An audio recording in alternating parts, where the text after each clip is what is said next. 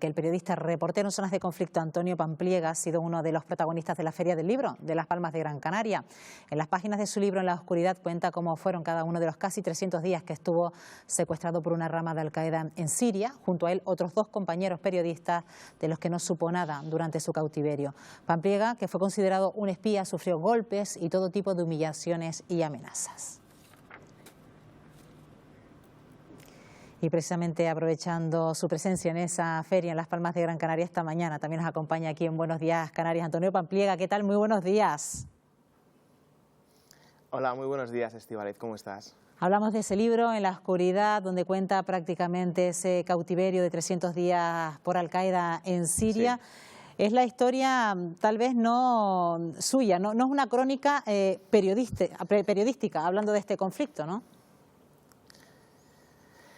El libro nace como excusa para contar una realidad que la verdad es que a los españoles la tenemos desconocida, que era lo que estaba ocurriendo en Siria, y ese es el motivo por el que mis compañeros y yo en julio de 2015 decidimos ir al país y luego a los 3 días nos secuestran y a partir de ahí empieza el relato de este libro, ¿no? De lo que son los 299 días de secuestro de 3 periodistas españoles en la peor guerra del siglo XXI. Yo no lo consideraría como un relato periodístico, sino como un libro de superación, porque es al final lo que he intentado plasmar, ¿no? Que la gente que lo lea se sienta un poco identificada conmigo y que sepa cómo a través de la escritura o pensando en mi familia o en Dios pude superar las adversidades. Y teniendo en cuenta las circunstancias en las que se produce ese secuestro, ese cautiverio, ¿cómo es posible retener en la memoria cada uno de esos días y plasmarlo en un libro, Antonio? Bueno, la verdad es que tampoco tenía muchas más cosas que hacer, Estíbaliz, así que desde el primer día que nos secuestraron yo empecé a llevar la cuenta, iba también escribiendo lo que era un diario, más que nada por si ninguno de nosotros podíamos regresar a casa y en el caso de que alguien encontrase nuestros cadáveres, bueno, pues supiese lo que habíamos pasado durante nuestro cautiverio, porque nuestro mayor miedo al final era, no sabemos si estamos en manos de Estado Islámico o en manos de Al-Qaeda, y siempre durante todo el secuestro ellos jugaron con eso y sabíamos que si hubiésemos estado en manos de Estado Islámico ahora mismo no estaría hablando contigo. Habla incluso de cadáveres, de la muerte, es decir, que la muerte le rozó varias veces por la cabeza, ¿no? Sí. La muerte nos rozó el mismo momento el que nos secuestraron, porque se nos pasa por la cabeza es ¿quién nos tiene?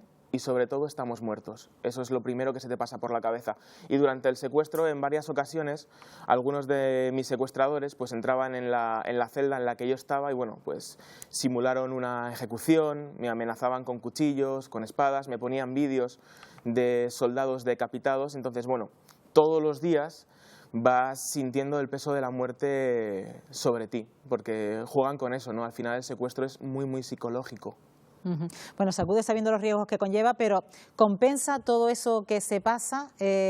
¿Cómo se está preparando psicológicamente para ser reportero en zonas de conflicto?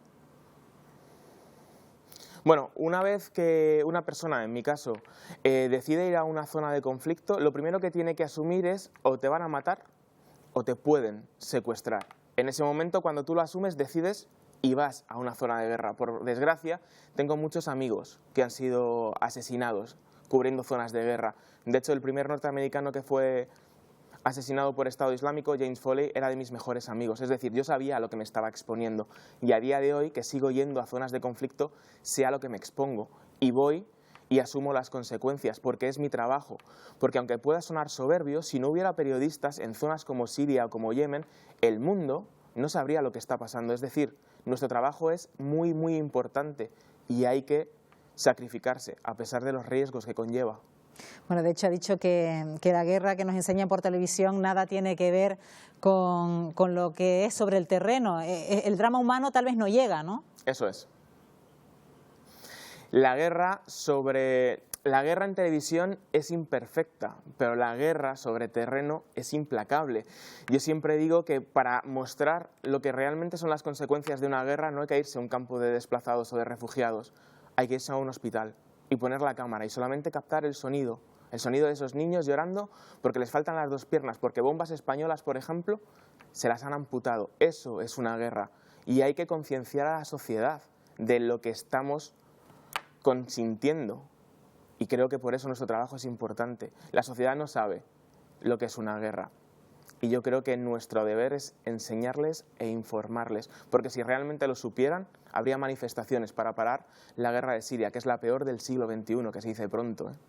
Bueno, de hecho es el mensaje que trata de transmitir a los jóvenes en muchas de las charlas que usted organiza por todo el país, ¿no? Sí. Eso es, sobre todo el mensaje que le tengo que transmitir a los jóvenes y que suelo transmitirle es que son muy afortunados, que en el mundo existe un muro invisible. Nosotros estamos en este lado y en el otro lado hace muchísimo, muchísimo frío. Y entonces explicarles que muchachos de su edad pues no han tenido la suerte de poder estar jugando en el colegio, sino que son obligados a ir a frentes de combate y que muchos de ellos acaban muriendo con 14 o 15 años, niñas que son obligadas a casarse con señores de 50 o de 60 años. Esa es la realidad y hay que transmitírsela, porque creo que estamos creando jóvenes que han perdido muchísimos valores y esto no puede ser. Y sobre todo también por culpa de los padres. Y es que la indiferencia, y esto hay que inculcarlo, mata tanto o más que las bombas. 299 días de cautiverio, no sé si esto es motivo suficiente para decir que Siria ha sido el país que más la ha marcado. Siria ha sido el país que más me ha marcado, no solamente por lo que ha sido el cautiverio, sino porque, bueno, como te he dicho antes, Estíbaliz, ahí he perdido a uno de mis mejores amigos y también porque es donde realmente, por primera vez, yo cubro una guerra en toda su dimensión. Había estado muchas veces en Afganistán, en Pakistán, en Irak, pero hasta que no voy a Siria no sé lo que es una guerra. Y hay un día, en marzo de 2012, que me queda marcado a fuego y es lo que me hace a mí ir una y otra vez hasta que al final me secuestran. Y es un entierro de un muchacho de 15 años que había matado un tanque del régimen de Bashar al-Assad.